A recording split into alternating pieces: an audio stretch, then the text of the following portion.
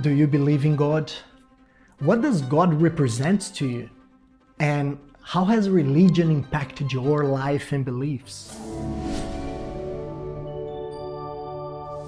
I'm Marcos, and in today's episode, I will share a text apparently from the Dutch philosopher Baruch Spinoza that goes against some of the conditionings I received from an extremely religious family and culture, but deeply touches my heart every time I read.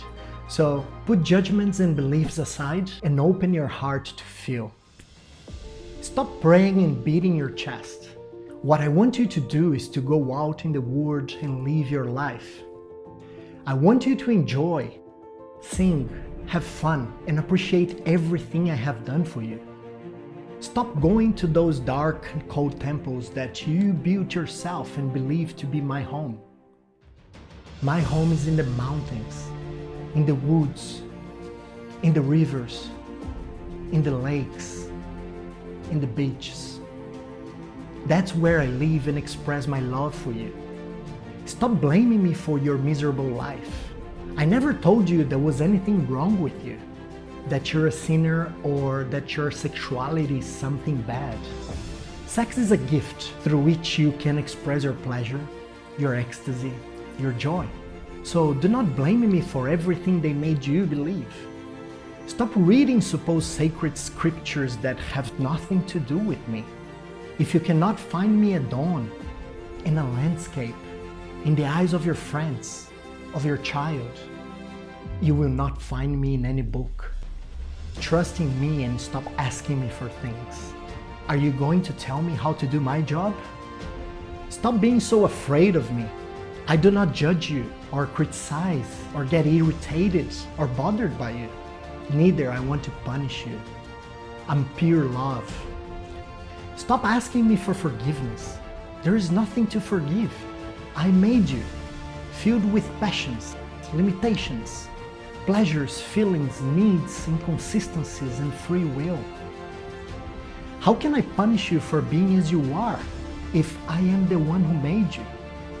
Do you think I could create a place to burn all my children who do not behave well for the rest of eternity? What kind of God could do that? Forget any kind of commandments and laws. They're tricks to manipulate you, to control you, and they only generate guilt in you. Respect your neighbor, and don't do to others what you don't want for yourself. The only thing I ask you to pay attention to your life. Let your intuition to be your guide. This life is not a test, nor a step on the path, or a prelude to paradise. This life is the only one there is, here and now, and the only one you need. I made you absolutely free. There are no prizes or punishments, no sins or virtues. No one carries a score. No one keeps a record. You're absolutely free to make your life a heaven or a hell. I cannot tell you there is something after this life, but I can give you a piece of advice. Live as if there is no other opportunity to enjoy, to love, to exist. If there is nothing else, you have enjoyed the opportunity I gave you. And if there is, rest assured, I will not ask you if you behaved or not. I will ask you if you enjoyed it, if you had fun. Stop believing in me. Believing is assuming, guessing, imagining. I do not want you to believe in me. I want you to feel me in you when you kiss your partner, when you hug your little child, when you pet your dog, when you bathe in the ocean, in a waterfall. Stop praising me. What kind of egoistical God do you think I am? It bothers me when you praise me or constantly give me thanks. Do you feel grateful? Show it by taking care of yourself, your health, your relationships. Express your joy. This is the way to praise me.